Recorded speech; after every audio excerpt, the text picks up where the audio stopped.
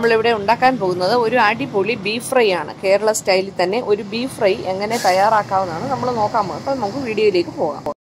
ഈ ബീഫ് നന്നായിട്ട് കഴുകി ഒരു 3-4 പ്രാവശ്യം നന്നായിട്ടൊന്ന് കഴുകി കുറച്ച് വിനാഗിരിയിൽ കൂടെ കഴുകുവാണെങ്കിൽ നല്ലതാണ് കേട്ടോ. അതിൻ്റെ ചിക്കനോ മീനോ എല്ലാം നമ്മൾ ബീഫും ഒക്കെ കഴുകുമ്പോൾ കുറച്ച് വിനാഗിരിയോട് ഒഴിച്ച് കഴുകുവാണെങ്കിൽ നല്ലതാണ്, നല്ല ക്ലീൻ ആയിട്ട് കിട്ടും.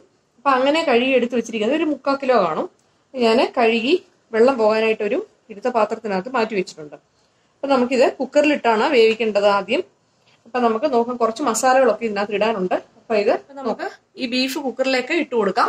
കുറച്ച് നെയ്യുള്ളത് അപ്പം ഇട്ട് കൊടുത്തിട്ടുണ്ട്. ഇനി നമുക്ക് ഇതിലേക്ക് കുറച്ച് ഇൻഗ്രീഡിയൻസ് വേണം. 2 സ്പൂണ് മുളക് പൊടി ഇടുന്നുണ്ട്, 1.5 സ്പൂണ് മല്ലിപ്പൊടി, 1/2 സ്പൂണ് മഞ്ഞൾപ്പൊടി, 1 spoon pepper powder, 1/2 spoon garam masala, ഇവിടെ തന്നെ പൊടിച്ചതാണ് കേട്ടോ. ആവശ്യത്തിന് ഉപ്പ് ചേർക്കാം. അപ്പം ഞാൻ ചെറിയ സ്പൂണാണ്, ഒരു 2 സ്പൂൺ ചേർത്തിട്ടുണ്ട്. കുഞ്ഞു സ്പൂണാണ് ചേർത്തത്, വേണമെങ്കിൽ നമുക്ക് പിന്നെ ചേർക്കാം. ആവശ്യത്തിന് കറിവേപ്പില. ഇനിയൊന്ന് മിക്സ് ചെയ്തെടുക്കാം. നന്നായിട്ടൊന്ന് ഇളക്കി യോജിപ്പിക്കണം. എല്ലാം ഒന്ന് മിക്സായി വരണം. 1 സ്പൂണ് ജിഞ്ചർ ഗാർലിക് പേസ്റ്റ് കൂടെ ചേർത്ത് മിക്സ് ചെയ്യണം. ഞാൻ ഒന്ന് കൈ കൊണ്ടൊന്ന് ഇളക്കി യോജിപ്പിക്കട്ടെ.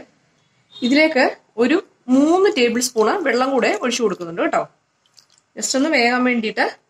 പിന്നെ നമ്മൾ അടച്ചു വെച്ചിട്ട് നന്നായിട്ടൊന്ന് കുക്ക് ചെയ്ത് ഇതിലേക്ക് പിന്നെ 2 സവാള വേണം. അത് ഞാൻ നീളത്തിൽ അരിഞ്ഞെടുത്തിട്ടുണ്ട്. കുറച്ച് തേങ്ങാക്കൊത്തും കൂടെ ഞാൻ ചെറിയ പീസായിട്ട് ഇതുപോലെ ഒന്ന് അരിഞ്ഞെടുത്തിട്ടുണ്ട്. ഇത് നമുക്ക് വെളിച്ചെണ്ണയിലൊന്ന് വഴറ്റിയെടുക്കണം. അപ്പോഴത്തേനും നമ്മുടെ ബീഫ് വെന്തിരിക്കുകയാണ്. അപ്പൊ നമുക്ക് ഇതൊന്ന് വഴറ്റി വന്നിട്ടുണ്ട്. അതിലേക്ക് കുറച്ച് വെളിച്ചെണ്ണ നമുക്ക് ഒഴിച്ചു കൊടുക്കാം. വെളിച്ചെണ്ണ ഒഴിച്ചു കൊടുക്കുമ്പോൾ ഒരു പ്രത്യേക ടേസ്റ്റാണ്. സവാള നമുക്ക് ഇട്ട് കൊടുക്കാം, കൂടെ തേങ്ങാക്കൊത്തും കൂടെ ചേർത്ത് കൊടുക്കാം.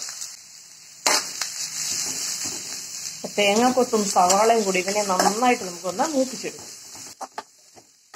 ഇതിലേക്ക് ഒരല്പം ഉപ്പും ഒരല്പം മീറ്റ് മസാലയും കൂടെ നമുക്ക് ഇട്ട് കൊടുക്കണം. ഇത് ഞാൻ മീറ്റ് മസാല അതിനകത്ത് ചേർത്തില്ലായിരുന്നു, ഇത് ഇതിനകത്താണ് ചേർക്കുന്നത്. ഈ നന്നായിട്ടൊന്ന് വഴറ്റിയെടുക്കണം. കാരണം നമ്മുടെ ബീഫ് ഓൾറെഡി നന്നായിട്ട് വെന്തിരിക്കുകയാണ്. അതിനെയും ജസ്റ്റ് ഒന്ന് വറുത്ത് എടുത്താൽ മതി. നമ്മുടെ ബീഫ് നന്നായിട്ട് വെന്ത് വന്നിട്ടുണ്ട്. കുറച്ച് ചാറുണ്ട് കേട്ടോ ഇതില്, അത് കുഴപ്പമില്ല. ഇത് നമുക്ക് ഈ മിക്സിനെയും നമുക്ക് വഴറ്റിയ ഉള്ളിയിലോട്ട് ചേർക്കാം. ഇതിപ്പോ ഇത്രയും മതി. നന്നായിട്ടൊന്ന് വഴന്ന് വന്നിട്ടുണ്ട്, ചെറിയൊരു ബ്രൗൺ കളറും ആയിട്ടുണ്ട്. ഞാനൊരു അല്പം കറിവേപ്പിലയും കൂടി ഇട്ടായിരുന്നു. നമ്മൾ വേവിച്ച് വെച്ച ബീഫും കൂടെ ഇതിലേക്ക് ചേർത്തു. ഇനിയിപ്പോ തീ ഒന്ന് ജസ്റ്റ് ഒന്ന് കുറച്ച് വെക്കാം, മീഡിയം ഫ്ലെയിമിലാക്കി വെക്കാം.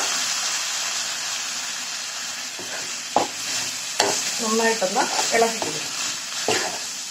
നന്നായിട്ടൊന്ന് ഇളക്കി കൊടുക്കണം. എന്നിട്ട് ഇടയ്ക്കിടയ്ക്ക് ഒന്ന് ഇളക്കിയാൽ മതി. എണ്ണ ഇല്ലെങ്കിൽ ആവശ്യത്തിന് എണ്ണ ഒഴിച്ചു കൊടുക്കണം. ഇതിപ്പോ ഈ കുറച്ച് നെയ്യുള്ള ബീഫ് ആയതുകൊണ്ട് എനിക്കിപ്പോ എണ്ണ ഒഴിക്കേണ്ട കാര്യമില്ല. ഇതിൽ നിന്ന് തന്നെ കുറച്ച് എണ്ണ ഇങ്ങനെ ഉരുകി വരുന്നുണ്ട്.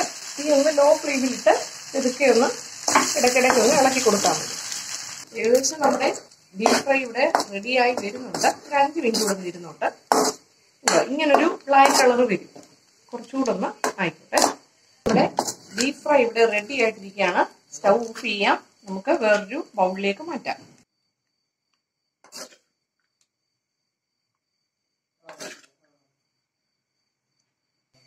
അപ്പൊ നമ്മുടെ ബീഫ് ഫ്രൈ ഇവിടെ റെഡി ആയിട്ടിരിക്കുകയാണ്. കണ്ടോ, നിങ്ങൾ എല്ലാവരും ട്രൈ ചെയ്ത് നോക്കണം. വളരെ എളുപ്പം തന്നെ നമുക്ക് ഉണ്ടാക്കിയെടുക്കാം. ചോറിൻ്റെ കൂടെ ഒക്കെ കഴിക്കാൻ പറ്റിയ ഒരു ഐറ്റമാണ്.